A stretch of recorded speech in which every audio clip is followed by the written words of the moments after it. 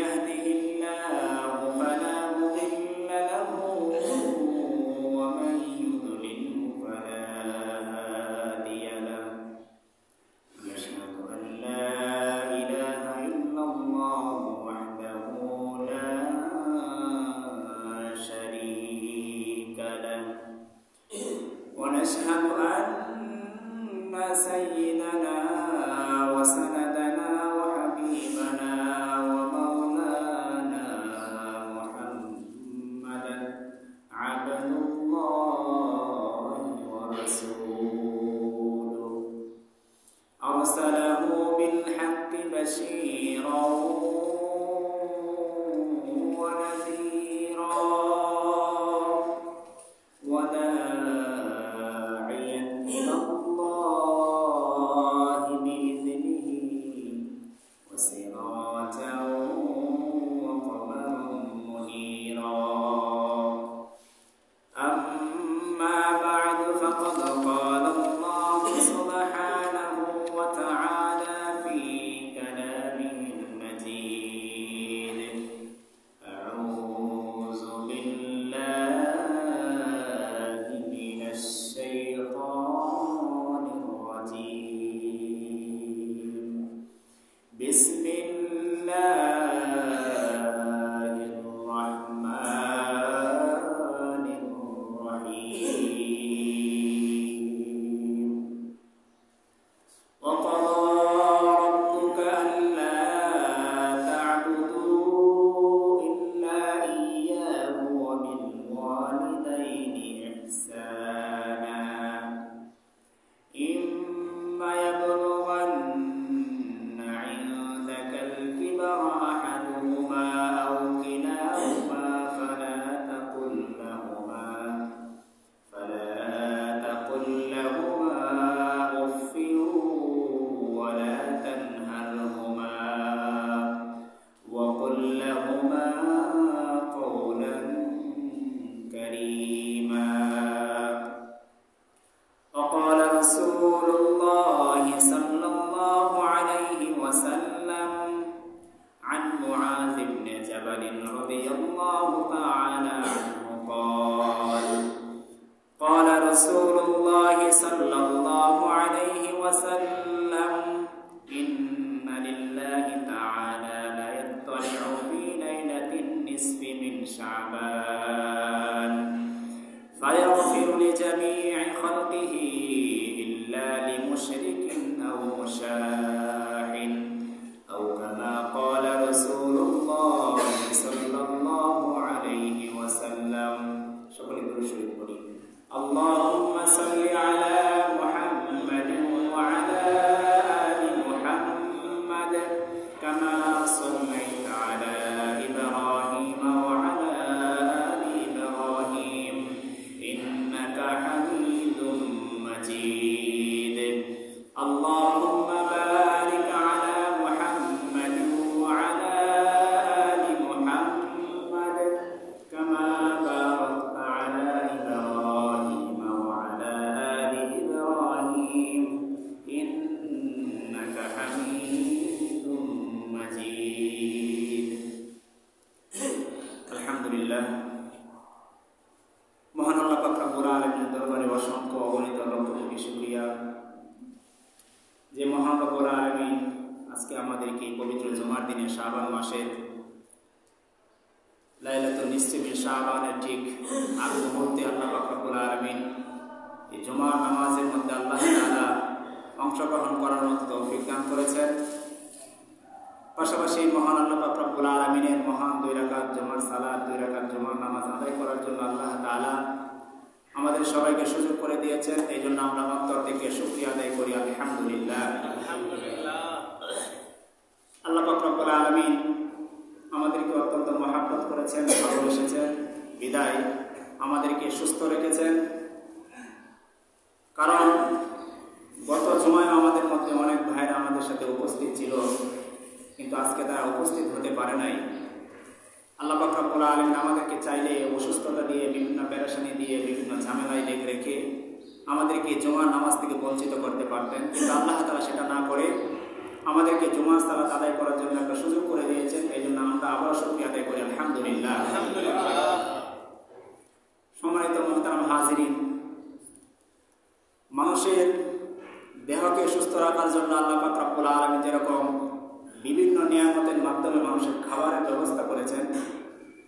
ঠিক তদ্রূপভাবে মানুষের রোগ বা মানুষের আত্মা বা মানুষের কল্প অথবা মানুষের অন্তর আমরা যেটা বলে থাকি, সেই অন্তরকে সুস্থ রাখার জন্য আল্লাহ তাআলা কিছু ইবাদতের ব্যবস্থা করেছেন। সময় মতো খাবার গ্রহণ করলে যেরকম শরীর সুস্থ থাকে, ঠিক তদ্রূপভাবে যে ইবাদত, যে আমল যে সময় করার কথা, ঠিক ওই সময় যদি ওই আমলটা করা হয়, তাহলে আমাদের ভিতরে যে রূহ রয়েছে, আমাদের যে আত্মা রয়েছে, সেই আত্মাটাও সুস্থ থাকে। এই জন্য বিজ্ঞান বলে যে মানুষের শরীরে দুই ধরনের খাবারের প্রয়োজন হয়। এক হলো একটা খাবারের মাধ্যমে মানুষের শরীরের ঘাটতি পূরণ হয়। একটা মানুষ যখন সকাল থেকে নিয়ে জোহর পর্যন্ত, দুপুর পর্যন্ত বিভিন্ন কাজ করে, তার শরীরে একটা ক্ষয় হয়, তার শরীরে একটা ঘাটতি তৈরি হয়। কিন্তু ওই ব্যক্তি যখন সঠিক সময়ে দুপুরবেলা সে লাঞ্চ গ্রহণ করে, খাবারটাকে গ্রহণ করে, সে সকাল থেকে দুপুর পর্যন্ত কাজ করার মাধ্যমে যে ঘাটতিটা তার শরীরে, যে ক্ষয়টা তার শরীরে হয়েছিল, সেই দুপুরের খাবারের বদলতে সেই ঘাটতিটা পূরণ হয়ে যায়। ঠিক তদ্রূপভাবে আবার যখন সে কাজে মনোযোগ দিয়ে রাত পর্যন্ত কাজ করে, রাতের খাবার যখন সে গ্রহণ করে, দুপুর থেকে রাত পর্যন্ত যে পরিমাণ ঘাটতি তার শরীরে হয়েছে, যে পরিমাণ ক্ষতি বা ক্ষয় তার শরীরে হয়েছে, রাতের খাবারের মাধ্যমে সে সেই ঘাটতিটাকে পূরণ করে ফেলে। এটা হলো দৈনন্দিন তার শরীরের ঘাটতি। আরেকটা বিষয় হলো, মানুষের শরীরের মধ্যে এরকম কিছু বিষয় রয়েছে যেগুলা আমরা অসুস্থতা বা বালা মুসিবত বলে থাকি। বিভিন্ন অসুস্থতার কারণে অনেক সময় দেখা যায় আমাদের শরীরের মধ্যে বিভিন্ন রোগের কারণে আমাদের শরীর অসুস্থ হয়ে পড়ে। তো সেই অসুস্থতা থেকে বাঁচার জন্য ডাক্তাররা বলেন, যে বিজ্ঞান বলেন যে মানুষের বাৎসরিক মৌসুমী কিছু প্রতিরোধ ক্ষমতা কিছু খাবার রয়েছে। যেরকম যে মৌসুমে যে ফল পাওয়া যায়, যেরকম এখন বরই পাওয়া যাচ্ছে, বিভিন্ন ফল পাওয়া যাচ্ছে, বৈশাখ জ্যৈষ্ঠ মাসে এরকম আম কাঁঠাল পাওয়া যায়, বিভিন্ন মৌসুমে বিভিন্ন ফল পাওয়া যায়। তো মানুষ যখন সেই মৌসুমী ফলগুলো যখন সে গ্রহণ করে, তখন সেই মৌসুমী ফলের বদৌলতে আল্লাহ তাআলা তার শরীরে রোগ প্রতিরোধ ক্ষমতা শক্তি বাড়িয়ে দেন। দৈনিক খাবার গ্রহণ করলে শরীরে ঘাটতি পূরণ হয়। আর যদি কোনো ব্যক্তি মৌসুমী ফলকে গ্রহণ করে খাবার হিসাবে সে খায়, তাহলে তার যে বহিরাগত শরীরে যে শত্রু রয়েছে, অসুস্থতা, সেই অসুস্থতা থেকে সে বেঁচে থাকতে পারে। ঠিক তদ্রূপভাবে নবী আলাইহিস সালাতু ওয়াস সালাম বলেছেন, একটা মানুষের দেহের জন্য দৈনিক এরকম কিছু খাবারের প্রয়োজন রয়েছে। ঠিক তদ্রূপভাবে মানুষের রূহের জন্য এরকম মৌসুমী কিছু খাবারের বা মৌসুমী কিছু ব্যবস্থা রয়েছে, যেগুলোর মাধ্যমে মৌসুমী ইবাদতের মাধ্যমে তার রূহের সতেজতা ফুটে ওঠে। যেরকম ভাবে হাদিসের মধ্যে এসেছে, কোনো ব্যক্তি যখন সকাল থেকে নিয়ে জোহর পর্যন্ত গুনাহ করে, যদি ওই ব্যক্তিটা জোহরের নামাজটা সুন্দরভাবে সুন্নাহ মোতাবেক একাগ্রতার সাথে একাগ্র চিত্তে জোহরের নামাজটাকে, জুমার নামাজটাকে আদায় করে, তাহলে নবীজি বলেন যে ফজর থেকে নিয়ে জোহর পর্যন্ত তার যে গুনাহগুলো হয়েছে, জোহরের নামাজ বা জুমার নামাজ আদায় করার কারণে তার সেই মধ্যবর্তী সময়ের সমস্ত গুনাহ মাফ করে দেন। এটা হলো তার রূহের যে ঘাটতি হয়েছে, দৈনিক যে ঘাটতি, সেই নামাজের মাধ্যমে তার সেই দৈনিক ঘাটতি পূরণ হয়ে যায়। যেরকম দুপুরবেলা খাবারের মাধ্যমে তার শরীরের পরিশ্রমের ঘাটতি পূরণ হয়, ঠিক তদ্রূপভাবে একটা ব্যক্তি যখন সকাল থেকে নিয়ে দুপুর পর্যন্ত বিভিন্ন গুনাহের সাথে সম্পৃক্ত হয়ে যায়, জোহরের নামাজ আদায় করলে এই মধ্যবর্তী সময়ের গুনাহ আল্লাহ মাফ করে দেন। ঠিক তদ্রূপভাবে আবার যখন সে গুনাহ করতে থাকে, আবার যখন সে আসরের নামাজ পড়ে, এই মধ্যবর্তী সময়ের গুনাহটাকে আল্লাহ তাআলা মাফ করে দেন। এটা হলো রূহের বা আত্মার দৈনিক খোরাক বা যে ঘাটতি তৈরি হয়, সেই ঘাটতিটাকে পূরণ করার ইবাদত।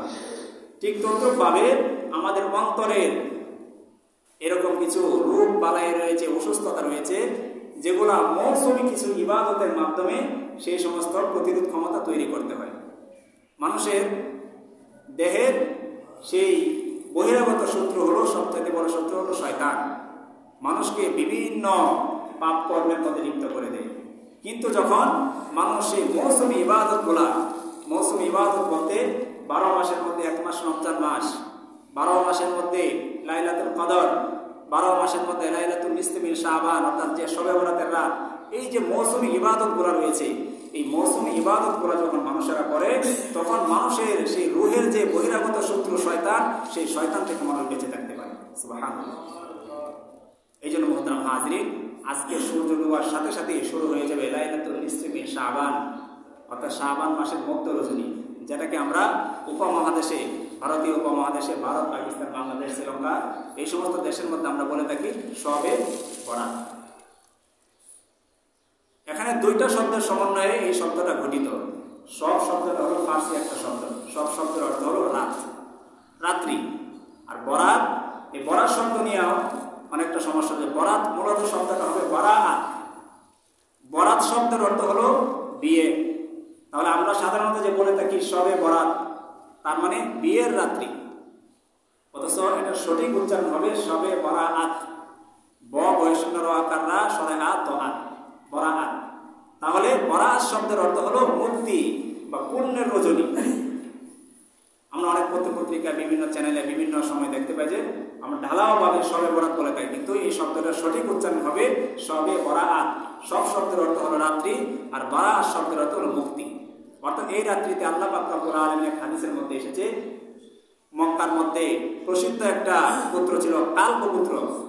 সেই কালব পুত্রের লোকেরা তারা সবাই ছাগল পালত, শত শত হাজার হাজার ছাগল তারা পালত।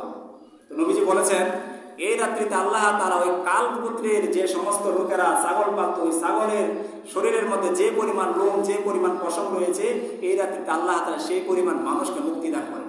সুবহানাল্লাহ। তাহলে সব শব্দের অর্থ হলো রাত, আর বারাত শব্দের অর্থ হলো মুক্তি। মানে লাইলাতুল নিসফি মিন শাবান বা শবে বরাত যেটা আমরা বলে থাকি, এই রাতের এই শবে বরাত শব্দের অর্থ হলো মুক্তির রজনী বা পুণ্যের রজনী। এখন কথা হলো এই শবে বরাত বা লাইলাতুল নিসফি মিন শাবান, আমরা যেটাকে শবে বরাত বলে থাকি, শবে বরাত শব্দ কোরআন এবং হাদিসের কোথাও আছে কিনা আমরা অনেকে প্রশ্ন তুলে থাকি। গতকাল একজন বলতেছে আমাকে, মানে একটু টিসি করে না, যে হুজুর কালকে কি রাত্রি, কালকে কি রাত্রি হুজুর? তো আমি তো জানি সে কোন উদ্দেশ্য বলছে। আমি বললাম যে আগামীকাল হলো লাইলাতুল নিসফি মিন শাবান। সে আমার কাছ থেকে জানতে চাইছিল যে আমি বলি কিনা যে শবে বরাত।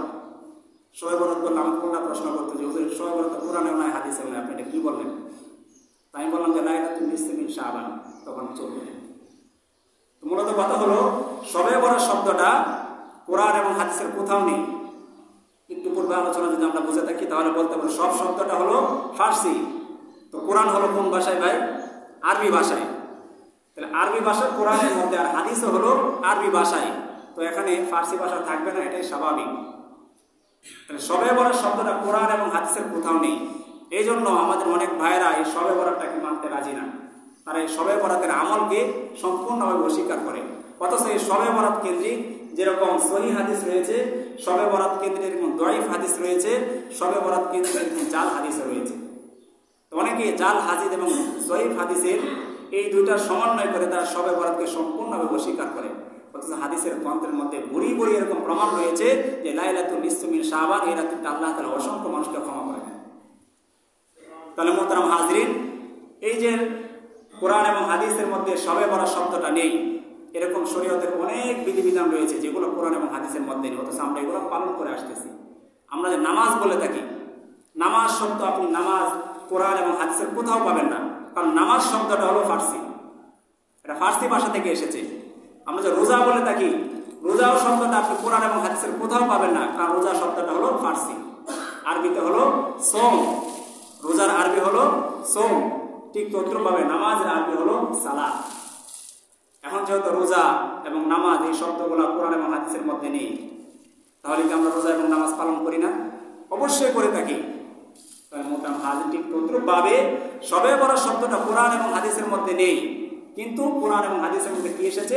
লাইলাতুল নিসফি মিন শাবান, শাবান মাসের মধ্য রজনী। তো যাই হোক মোহতারাম হাজির, আল্লাহ পাক রব্বুল আলামিন এই শবে বরাত বা লাইলাতুল নিসফি মিন শাবান, এই মধ্য রজনীতে শবে বরাত বা এই শাবানের মধ্য রজনীতে অসংখ্য মানুষকে মুক্তি দান করেন। তবে কিছু মানুষ রয়েছে যাদেরকে আল্লাহ তাআলা এই রাত্রিতেও ক্ষমা করেন না, এবং এই রাত্রে কিছু করণীয় রয়েছে, কিছু বর্জনীয় রয়েছে। আমরা ধারাবাহিকভাবে এই সংক্ষিপ্ত সময়ের মধ্যে বিষয়গুলো জানার চেষ্টা করব। মোহতারাম হাজিরিন, সহিহ ইবনে হিব্বান একটা হাদিসের গ্রন্থ রয়েছে, সেই গ্রন্থের মধ্যে একটা হাদিস এনেছেন নবী সাল্লাল্লাহু আলাইহি ওয়াসাল্লাম, 5656 নম্বর হাদিস। এই হাদিসের মধ্যে নবীজির অন্যতম একজন সাহাবী মুআয ইবনে জাবাল রাদিয়াল্লাহু তাআলা আনহু বলেন قال رسول الله صلى الله عليه وسلم إن الله تعالى لا يطلع في ليلة النصف من شعبان যে আল্লাহ পাক রব্বুল আলামিন এই লাইলাতুল নিসফ মিন শাবানের মধ্য রজনীতে সমস্ত বান্দাদের দিকে তার রহমতের তার বরকতের দৃষ্টি নাযিল করেন সুবহানাল্লাহ। এরপর উনি বলেন ফায়াগফিরু লিজামিই খালকিহি, রহমতের দৃষ্টি দেওয়ার পরে আল্লাহ তাআলা পৃথিবীবাসীর সমস্ত ঈমানদার মানুষদেরকে একটা সাধারণ ক্ষমা ঘোষণা করেন সুবহানাল্লাহ। তবে ইল্লা লিমুশরিকিন আও মুশাহিন, আল্লাহ তাআলা এই রাত্রিতে দুই শ্রেণীর ব্যক্তিকে, এই হাদিসের মধ্যে এসেছে দুই শ্রেণীর ব্যক্তিকে, অন্য একটা হাদিস বলবো সেটার মধ্যে আসবে আরো 6 শ্রেণীর মানুষ। এই হাদিসের মধ্যে এসে নবীজি বলেছেন সমস্ত মানুষকে আল্লাহ তাআলা সাধারণ ক্ষমা ঘোষণা করেন, তবে দুই শ্রেণীর মানুষকে ক্ষমা করেন না। ইল্লা লিমুশরিকিন আও মুশাহিন, নবী বলেছেন যে ব্যক্তি আল্লাহর সাথে অংশীদারিত্ব সাব্যস্ত করবে, আল্লাহর সাথে শরীক করবে, আল্লাহ তাআলা এই রাত্রিতে ওই ব্যক্তিকে ক্ষমা করবেন না। দ্বিতীয় নাম্বার হলো আও মুশাহিন, যে ব্যক্তি অন্তরের মধ্যে হিংসা লালন করে, অন্তরের মধ্যে অহংকার পোষণ করে, ওই ব্যক্তিকে আল্লাহ তাআলা এই রাত্রিতে ক্ষমা করবেন না। ঠিক তদ্রুপ আরেকটা হাদিসে, দীর্ঘ হাদিস এসেছে এই লাইলাতুল নিসফ মিন শাবান বা শবে বরাতের প্রামাণ্যতার ব্যাপারে। এই হাদিসটা এসেছে বাইহাকি শরীফের 3837 নম্বর হাদিস। সেখানে নবীজির অন্যতম একজন স্ত্রী আম্মা জানা আয়েশা রাদিয়াল্লাহু তাআলা আনহা বলেন, হাদিসের মধ্যে এসেছে আন আয়েশা রাদিয়াল্লাহু তাআলা আনহা ক্বালাত দাখালা আলাইয়া রাসূলুল্লাহ সাল্লাল্লাহু আলাইহি ওয়াসাল্লাম। আম্মা জানা আয়েশা রাদিয়াল্লাহু তাআলা আনহা বলেন যে এক রাত্রিতে নবী সাল্লাল্লাহু আলাইহি ওয়াসাল্লাম আমার ঘরে প্রবেশ করলেন। তারপরে উনি বললেন ফাওদা আনহু সাওবাই, নবী আলাইহিস সালাতু ওয়াস সালাম আমার ঘরে প্রবেশ করার পরে উনি ওনার শরীরের পোশাক খুলে ফেললেন। তারপর কি করলেন সুম্মা লাম ইস্তাতিম্মা কামা ফালাবিসাহুমা। আয়েশা রাদিয়াল্লাহু তাআলা আনহা বলেন পোশাক খোলার পরে উনি কিছুক্ষণ অবস্থান করলেন, অবস্থান করার পর আবার তিনি সেই পোশাকগুলোকে গায়ে জড়িয়ে নিলেন। আম্মা জানা আয়েশা রাদিয়াল্লাহু তাআলা আনহা উনি ভাবতে লাগলেন যে নবীজি আসলেন, এসে কিছুক্ষণ অবস্থান করলেন, পোশাক খুললেন, আবার সেই পোশাক পরলেন, কারণটা কি? উনি সেই পোশাক পরে বের হয়ে গেলেন। তো উনি বলেন যে ফা ফাজাতনি গায়রাতান শাদীদা, আমার আত্মমর্যাদা এটা লাগলো খুব, আমার আত্মমর্যাদায় এটা খুব প্রভাব ফেললো, একটা দাগ কাটলো। কারণ নবী আলাইহিস সালাতু ওয়াস সালাম আমরা জানি একাধিক স্ত্রী ছিল, প্রত্যেক স্ত্রীর বাড়ি ভাগ করা ছিল। উনি প্রত্যেক স্ত্রীর বাড়িতে 3 দিন 7 দিন এরকম করে সমানভাবে উনি প্রত্যেক স্ত্রীর বাড়িতে অবস্থান করতেন। তো আম্মা জানা আয়েশা রাদিয়াল্লাহু তাআলা যখন দেখলেন যে নবীজি আসলেন, পোশাক খুললেন, আবার কিছুক্ষণ অবস্থান করার পর আবার পোশাক পরে বের হয়ে গেলেন, উনি বললেন যে আমার গায়রতে, আমার আত্মমর্যাদা এটা আঘাত লাগলো যে নবী কি আমার ঘরের পালা পরিবর্তন করে অন্য কোনো স্ত্রী ঘরে গেলেন কিনা। উনি অন্য স্ত্রীদেরকে জিজ্ঞাসা করলেন যে নবী কি আপনার ঘরে এসেছে, আপনার ঘরে এসে সবাই বলে যে না আমার ঘরে তো আসেন, আজকে তো আপনার বাড়ির পালা, আজকে তো আপনার ঘরে যাবে নবীজি। তো উনি আরো আশ্চর্য হয়ে গেলেন যে উনি কোথায় গেলেন, আমার ঘরে প্রবেশ করলেন, আমার উপরে কি কোনো অসন্তুষ্ট হলেন কিনা। আম্মা জানা আয়েশা রাদিয়াল্লাহু তাআলা আনহা বলেন ফাখরাজতু আন আতবিআহু, আমি নবীজির পিছন পিছন বের হয়ে গেলাম, নবীজি কোথায় গেল। তো উনি যেতে যেতে দেখলেন যে ফাআদরাকাতহু বিল বালিইল গারগাত, নবী আলাইহিস সালাতু ওয়াস সালামকে উনি গিয়ে পেলেন যে বাকিল গারগাত, যেটাকে আমরা বলে থাকি জান্নাতুল বাকি। আয়েশা রাদিয়াল্লাহু তাআলা আনহা ঘর থেকে বের হয়ে আস্তে আস্তে যেতে যেতে জান্নাতুল বাকি পর্যন্ত গেলেন। যাওয়ার পরে দেখলেন যে নবীজি সেই জান্নাতুল বাকির পাশে গিয়ে দাঁড়িয়ে আছেন। সুবহানাল্লাহ। উনি গিয়ে দেখলেন যে ফায়াগফিরু লিল মুমিনিনা ওয়াল মুমিনাত ওয়াশ শুহাদা, নবী আলাইহিস সালাতু ওয়াস সালাম তখন হাত তুলে আল্লাহ পাক রব্বুল আলামিনের কাছে এই উম্মতের সমস্ত মুমিন মুমিনাত এবং সমস্ত শহীদদের জন্য দোয়া করতেছেন। সুবহানাল্লাহ। তো আয়েশা রাদিয়াল্লাহু তাআলা আনহা মনে মনে উনি অনুশোচনা বোধ করলেন যে আরে আমি কি ভাবলাম, নবী আমার ঘরে গেলেন আর আমি ভাবলাম উনি অন্য কোনো স্ত্রীর ঘরে চলে গেছেন কিনা, আর আমি এসে কি দেখলাম। উনি মনে মনে বলতেছেন যে ফাকুলতু বিআবি ওয়া উম্মি আনতা বিহাজাতিন বিকা ওয়া আনা বিহাজাতিদ দুনিয়া।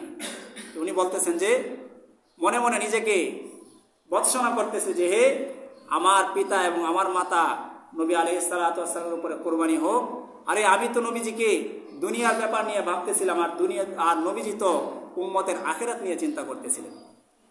উনি এই ভাবতে ভাবতে উনি ওনার ঘরে ফিরে আসলেন। নবী আলাইহিস সালাতু ওয়াস সালামও কিছুক্ষণের মধ্যে ঘরে ফিরে আসলেন। ফিরে আসার পরে দেখলেন যে আয়েশা রাদিয়াল্লাহু তাআলা হাঁপাচ্ছেন, ওনার হার্টবিট বেড়ে গিয়েছে। তো নবী আলাইহিস সালাতু ওয়াস সালাম জিজ্ঞাসা করতে যে আয়েশা তুমি এরকম করতেছো কেন? তো তখন আয়েশা রাদিয়াল্লাহু তাআলা এই সমস্ত কথা বললেন যে আপনি আমার ঘরে এসেছিলেন, কিছুক্ষণ অবস্থান করার পর আবার বের হয়ে গেলেন। আমি বললাম আপনি অন্য কোনো স্ত্রীর ঘরে গেছেন কিনা, আমি গিয়ে দেখলাম যে আপনি জান্নাতুল বাকিতে সেখানে রয়েছেন। নবী আলাইহিস সালাতু ওয়াস সালাম তখন আয়েশা রাদিয়াল্লাহু তাআলা আনহাকে বলেন, হে আয়েশা, তোমার কি ধারণা, তোমার কি এই ধারণা যে আল্লাহ এবং আল্লাহ নবী তোমার উপরে জুলুম করে?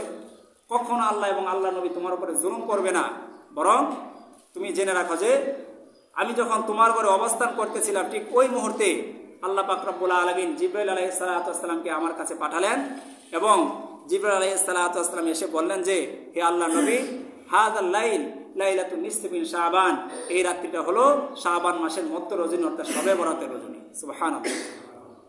এবং উনি বললেন যে ওয়ালিল্লাহি ফিহা ওয়াতাকাউ মিনান নারি বিআদাদি শুউরি গনামি কলব, হে আল্লাহ নবী আপনি জেনে রাখেন যে আল্লাহ তাআলা বলে দিয়েছেন আজকের এই রাত্রিতে, এই শবে বরাতের রাত্রিতে কালব গোত্রের যে পরিমাণ ছাগল রয়েছে সেই পরিমাণ ছাগলের গায়ের মধ্যে যে পরিমাণ পশম রয়েছে সেই পরিমাণ পশমের সংখ্যা পরিমাণ সমস্ত মানুষকে আল্লাহ তাআলা মুক্তি দান করবেন। সুবহানাল্লাহ। নবীজি আলাইহিস সালাতু ওয়াস সালাম উনি জিবরাইল আলাইহিস সালাতু ওয়াস সালামের সেই কথা শোনার পরে উনি ওনার ঘর থেকে বের হয়ে গেলেন। ঘর থেকে বের হয়ে যাওয়ার পরে সমস্ত উম্মতের জন্য মুমিন মুমিনা শহীদের জন্য দোয়া করলেন। এর দ্বারা বোঝা গেল যে এই লাইলাতুন নিসফি মিন শাবান এটা প্রমাণিত, এই রাত্রিতে আল্লাহ তাআলা অসংখ্য মানুষকে ক্ষমা করেন, অসংখ্য মানুষকে জাহান্নাম থেকে মুক্তি দান করেন। হাদিসের এই অংশের শেষে নবী আলাইহিস সালাতু ওয়াস সালাম বলেন, তবে কিছু মানুষ রয়েছে যাদেরকে আল্লাহ তাআলা এই রাত্রিতেও ক্ষমা করেন না। এর মধ্যে নবীজি বলেন যে লা ইয়ানজুরু ফিহা ইলা মুশরিকিন, আল্লাহ পাক রব্বুল আলামিন এই রাত্রিতে মুশরিকের দিকে তাকান না, তার মানে মুশরিকদেরকে আল্লাহ তাআলা ক্ষমা করেন না। প্রিয় হাজরিন, শিরক অনেক বড় ধরনের একটা গুনাহ। কারণ আল্লাহ পাক রব্বুল আলামিন আমাকে আপনাকে দুনিয়াতে এত সুন্দরভাবে সৃষ্টি করেছেন, এত নিয়ামতের মধ্যে ডুবিয়ে রেখেছেন, সেই আল্লাহ পাক রব্বুল আলামিনের নিয়ামতকে অস্বীকার করে আল্লাহ পাকের নাফরমানি করে আল্লাহ পাকের সেজদা না দিয়ে আমি যদি অন্য কাউকে গিয়ে সেজদা দিই, মাজারে সেজদা দেই, আল্লাহ পাকের সাথে অন্য কাউকে যখন অংশীদার সাব্যস্ত করব, আল্লাহ বলেন যে বান্দা জীবনে যত গুনাহ করুক না কেন আমি তার জীবনের সমস্ত গুনাহকে মাফ করে দিব। কিন্তু বান্দা যদি সারা জীবন নেক আমল করে না কেন, যতই সে দুনিয়া ভর্তি নেক কাজ করো, কিন্তু সে যদি এক মুহূর্তের জন্য সে আমার সাথে যদি শিরিক করে, আমি তার সেই শিরিকের গুনাহকে কখনো ক্ষমা করব না। নবীজি বলেন যে এই রাত্রিতে আমি সমস্ত আল্লাহ তাআলা বলেছেন যে এই রাত্রিতে সমস্ত মানুষকে আল্লাহ তাআলা ক্ষমা করে দেন, কিন্তু মুশরিককে আল্লাহ তাআলা এই রাত্রিতে ক্ষমা করেন না। ঠিক তদ্রূপভাবে ওয়ালা ইলা মুশাহিন, ওই ব্যক্তিকে আল্লাহ তাআলা ক্ষমা করেন না যে ব্যক্তি তার অন্তরের মধ্যে হিংসা পোষণ করে। কারণ হাদিসের মধ্যে এসেছে হিংসা এরকম একটা রোগ, লাকড়িকে যেরকম ভাবে আগুন পুড়িয়ে একদম সম্পূর্ণভাবে ছারখার করে দেয়, একটা মানুষের অন্তরের মধ্যে যদি হিংসা থাকে আর সে নেকের পাল্লা যতই পাহাড় পরিমাণ হোক না কেন, সেই ছোট্ট একটা হিংসা তার সেই নেকির পাহাড়কে সম্পূর্ণভাবে পুড়িয়ে ছারখার করে দেয়। আল্লাহ তাআলা বলেছে আল কিবরিয়া ও রিদাই, অহংকার তো একমাত্র আমার চাদর। কারণ আমি আল্লাহ পাক রব্বুল আলামিন সব দিকে স্বয়ং সম্পূর্ণ। অহংকার যদি করতে হয় আমার পক্ষে অহংকার করা মানায়, কোনো বান্দার পক্ষে, কোনো উম্মতের পক্ষে, কোনো মানুষের পক্ষে অহংকার করা কখনো মানায় না। কারণ কোনো মানুষই 100-র মধ্যে 100 স্বয়ং সম্পূর্ণ না। এই জন্য মোহতারাম হাজির, আল্লাহ তাআলা এই রাত্রিকে মুশরিক ব্যক্তিকেও ক্ষমা করেন না। ঠিক তদ্রূপভাবে আল্লাহ তাআলা এই রাত্রিতে যে ব্যক্তি অন্তরের মধ্যে হিংসা পোষণ করে ওই ব্যক্তিকে আল্লাহ তাআলা ক্ষমা করেন না। ঠিক তদ্রূপভাবে নবীজি হাদিসের শেষে বলেন ওয়ালা ইলা কাতি রাহিমিন, এবং এই রাত্রিতে আল্লাহ তাআলা ওই ব্যক্তিকেও ক্ষমা করেন না যে রক্তের সম্পর্ককে ছিন্ন করে, রক্তের সম্পর্কের সাথে যে দূরত্ব তৈরি করে। ভাইয়ের সাথে কোনো কারণে ঝগড়া হলো, বাবার সাথে কোনো কারণে ঝগড়া হলো, বোনের সাথে কোনো কারণে ঝগড়া হলো, দেখা যায় যে চিরদিনের জন্য কথা বন্ধ হয়ে যায়, দূরে চলে যায়, সারা জীবনের জন্য কেউ কারোর সাথে কথা বলে না। এই সমস্ত কাজ যারা করবে তাদেরকেও আল্লাহ পাক রব্বুল আলামিন এই লাইলাতুন নিসফি মিন শাবান বা শবে বারাআতের রজনীতে আল্লাহ তাদেরকে ক্ষমা করবেন না। ঠিক তদ্রূপভাবে নবীজি বলেন যে এই রাত্রিতে আরো এক শ্রেণীর রূপ রয়েছে তাদেরকে আল্লাহ তাআলা ক্ষমা করবেন না।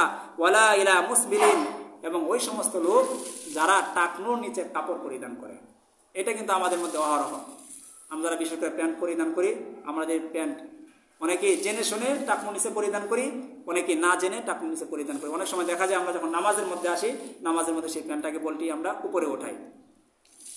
নবী আলাইহিস সালাতু ওয়াস সালাম বলেছেন যারা এই কাজ করবে আল্লাহ পাক রব্বুল আলামিন এই শবে বারাআতের রজনীতে তাদেরকে মাফ করবেন না।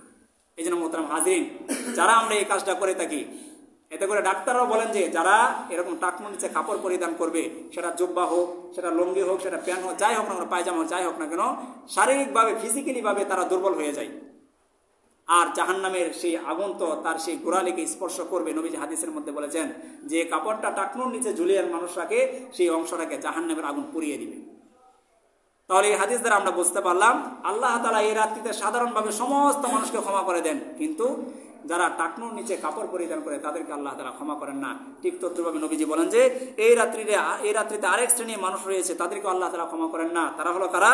ওয়ালা ইলা উকুকিল ওয়ালিদাইন, ওই সমস্ত সন্তানদেরকে আল্লাহ তাআলা এই রাত্রিতে ক্ষমা করেন না যারা মাতা পিতার অবাধ্যতা করে। নাউজুবিল্লাহ। এটাও আমাদের সমাজে অহরহ। সন্তান মাতা পিতার কথা শুনে না। অনেকে এরকম মা বাবার সাথে বিভিন্ন ধরনের বেয়াদবি, বিভিন্ন ধরনের আচার আচরণ করে থাকি, যেগুলো দ্বারা মা বাপ অন্তরের মধ্যে কষ্ট পায়।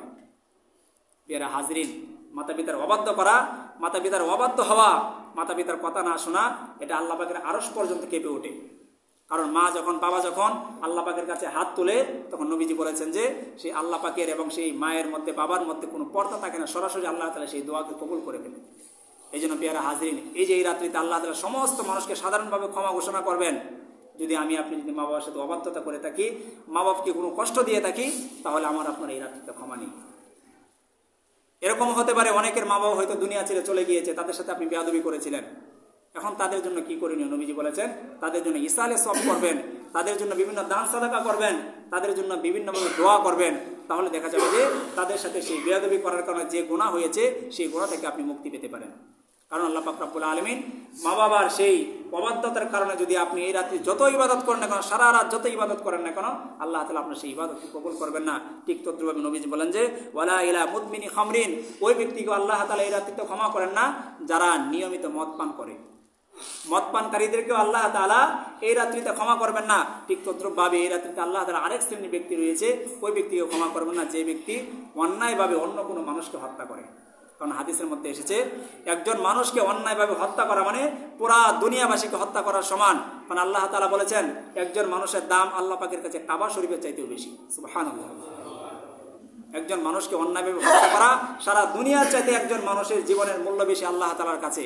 এই যে পাপগুলো বললাম, এই যে এতক্ষণ বললাম 6 থেকে 7টা পাপের কথা বললাম, এই পাপগুলো যদি আমাদের মধ্যে থেকে থাকে, যেরকম মা বাবার সাথে অবাধ্যতা যদি আমরা করে থাকি, আজকে জুমার পরেই, আজকে যেহেতু সূর্য ডোবার পর থেকে লাইলাতুল নিসফি মিন শাবান বা শবে বরাতের রজনী শুরু হয়ে যাবে, সেখান থেকে যখন আপনি ইবাদত করতে শুরু করব, আমাদের উচিত এর পূর্বেই মা বাবার সাথে ফোনে কথা বলে তাদের কাছ থেকে দোয়া নেওয়া। তাদের কাছে মাপ চাইতে হয় না। আপনি যখন ফোন দিবেন, ফোন দিয়ে কথা বলার সাথে সাথে মা বাবা বুঝতে পারে কেন আমার সন্তান ফোন দিয়েছে। আপনি আপনার আত্মীয়তার সাথে সম্পর্ক ছিন্ন করেছেন, দীর্ঘদিন ধরে কথা বলেন না, আজকে যদি আপনি হঠাৎ করে ফোন দেন, আপনার বলা লাগবে না যে আমার ভুল হয়ে গেছে, আমাকে মাফ করে দেন, সে বুঝতে পারবে। ঠিক তদ্রুপভাবে যারা অন্য অন্য পাপের সাথে জড়িত, যেরকম অন্তরের মধ্যে হিংসা অহংকার অন্যের প্রতি, তারাও সেই অন্তর থেকে হিংসাটাকে দূর করে ফেলবেন। ঠিক তদ্রুপভাবে যাদের অন্তরের মধ্যে আল্লাহ পাকের সেই অংশীদারিত্ব রয়েছে, যে আল্লাহ পাকেও আমাদেরকে খাওয়ায়, আবার সেই আমার গরুটা না থাকলে, আমার জমিটা না থাকলে, আমার বাড়িটা না থাকলে সেখান থেকে টাকা উপার্জন না হলে আমি সেটা অর্জন করতে পারতাম না। এই যে অন্তরে এই ধারণাগুলা, এই সমস্ত কিছু আজকে সূর্য ডোবার আগেই এই সমস্ত কিছু অন্তর থেকে নিজে থেকে দূরে সরিয়ে নিতে হবে। তাহলে দেখা যাবে যে আপনি সন্ধ্যার পর থেকে নিয়ে একবারে ফজর পর্যন্ত যত ইবাদত করেন, প্রত্যেকটি ইবাদতকে আল্লাহ তাআলা কবুল করবেন। তবে আরেকটা বিষয় এখানে জানা হলো, এই রাত্রিতে যৌথভাবে কিছু আমরা ইবাদত করে থাকি, অনেকে নামাজ পড়ে থাকেন যৌথভাবে, অনেকে জিকির করে কোরআন তেলাওয়াত করে থাকেন। এই আমলগুলা যৌথভাবে সবাই মিলে এটা করা সম্পূর্ণভাবে নিষেধ। ইবাদত করবেন একাগ্রতার সাথে। আপনি কিছুক্ষণ সময় কোরআন তেলাওয়াত করলেন, কিছুক্ষণ সময় নামাজ পড়লেন, কিছুক্ষণ সময় কবরস্থানে গিয়ে জিয়ারত করলেন। এই ইবাদতগুলো স্বতন্ত্র হবে, একাকিত্ব হবে, একা একা করতে হবে। যদি যৌথভাবে করে থাকেন, এটা সম্পূর্ণভাবে বেদাত হয়ে যাবে, তখন সবের পরিবর্তে গুনাহে পরিণত হবে।